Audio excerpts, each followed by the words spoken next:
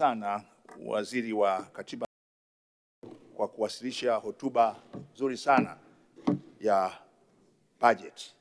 Hotuba ambayo imeeleza mafanikio ambayo yamepatikana, lakini inayoeleza pia mipango katika mwaka ujao wa fedha. Nami niungane na wengine wote ambao wamemshukuru sana Mheshimiwa Rais Dr. Samia Suluhu Hassan kwa mambo makubwa ambayo ameyafanya katika sekta hii ya katiba na sheria katika muhula wa kwanza wa uongozi wake na sasa katika huu muhula wa pili wa uongozi wake. Na kwa niaba ya wananchi wa jimbo la Kilosa, napenda nimshukuru sana Mheshimiwa Dr. Samia Suluhu Hassan, lakini pia na mahakama ya Tanzania kwa kutujengea mahakama mpya ya wilaya na mahakama ya mwanzo kule Kilosa katika eneo la Kondoa Kilosa.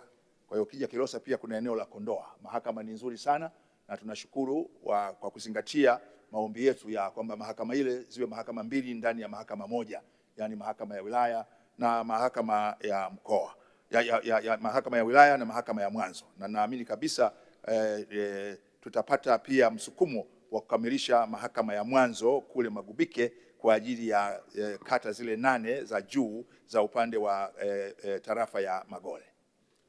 Mheshimiwa Mwenyekiti, nimesimama ili nimshukuru sana Mheshimiwa Nyamizi Mhoja, mbunge, ambaye ametoa hoja nzuri sana kuhusu masuala yote yanayohusu watu wenye ulemavu ambayo yanaangukia katika wizara yangu. Mchango wake ni mzuri, maoni yake ni mazuri na tutayazingatia.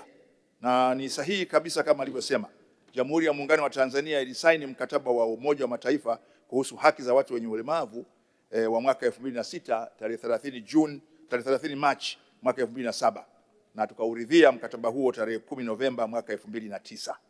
Na nipende tu kumwarifu kwamba toka tulipojiunga katika mkataba huu tumehudhuria mikutano yote ya mwaka inayohusu utekelezaji wa mkataba huu, na mwaka huu mkutano huo wa 19 utafanyika New York, Marekani, makao makuu ya Umoja wa Mataifa tarehe 9 mpaka tarehe 11 Juni, na Tanzania itawakilishwa, na katika mkutano huo tutatoa pia taarifa ya utekelezaji wa mkataba huu hapa Tanzania.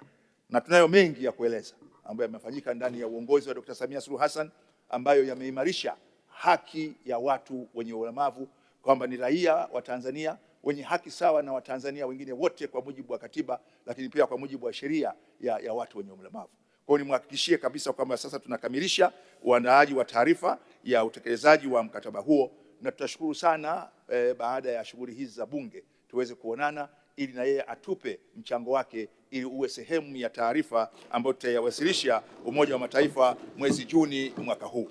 Baada ya kusema hayo, na mimi naunga mkono hoja ya Wizara ya Katiba na Sheria.